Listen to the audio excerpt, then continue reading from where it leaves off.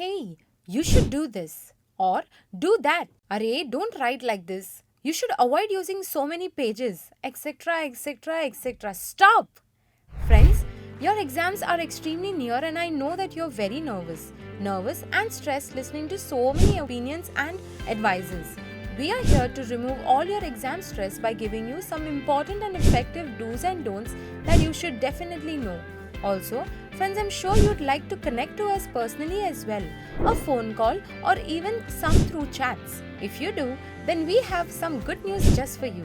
That's right, you can now connect with us on a personal level by clicking on the join button and getting yourself some of the most interesting perks of being an integrated part of the family. Now, coming back to the topic, let's begin. Number 1. Don't use paragraphs but make sure you use bullet points. See, one thing that frustrates most of the examiners is when they see your round and round and round answers. See, remember that when you write in paragraphs, you tend to give an impression to the examiner that maybe you don't know that answer well.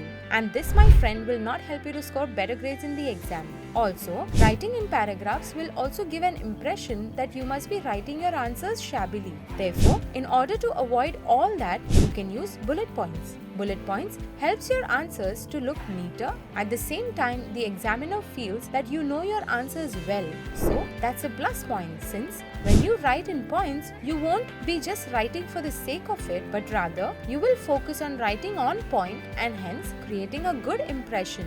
You could also use A, B, C options or even number your points. Number 2. Margins before your exam starts. The most important part for you to always remember is that you need to make sure that you are neat and tidy while writing your exam.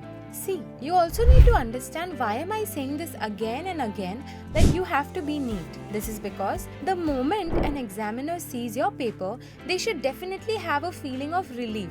Considering the amount of papers that they have to check, it's very easy for them to feel the burden of correcting a messy paper. Hence, to avoid this, make sure that you use every opportunity to make your paper look neat. See, remember, it is neat and not decoration.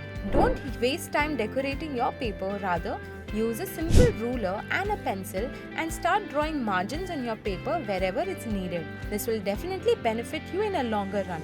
Number 3. Don't underline everything, just underline the key points. To attract your examiner's point of view and indirectly making their checking process easier, you should underline your keywords or key points in an answer by a pencil. By key points or keywords, I mean to say the important points of an answer. See, when you are writing an answer, you might have a lot of information about that particular answer and you would want to write all of that. But in that process, since it's a long answer, your examiner's attention is only on that boring long answer. Therefore, in order to make your answers look interesting and increase your chances of getting better grades in your examination, try this. Number 4. Avoid scribbling and cancel neatly. While writing, usually what happens is that you tend to make mistakes and you have less time. So instead of keeping your mistakes also neatly, you tend to scribble your wrong answers or wrong words or sentences. And you know how your paper looks when you scribble. Let's not go there. Hence, always make sure that when you make a mistake, you can cancel the mistake with just one cut with a pencil.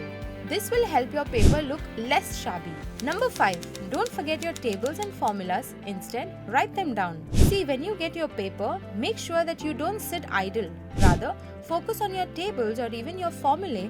By focus, I mean writing down the formulas beforehand. Because while writing your exam, you are concentrating on your answer and hence you also spend time in wondering certain answers to certain sums. Hence, you need to at least write down some basic formulae. For example, in trigonometry, you can draw the table with the help of a pencil on the last page, that is the rough page, and keep it. Now, also consider letting your supervisor know that you will be drawing that as a rough table since you don't want to get in trouble. So these were some of the things that you should definitely do. Also, we have made a few videos on each subject's paper presentation. Do check them out. Until then, goodbye and all the very best.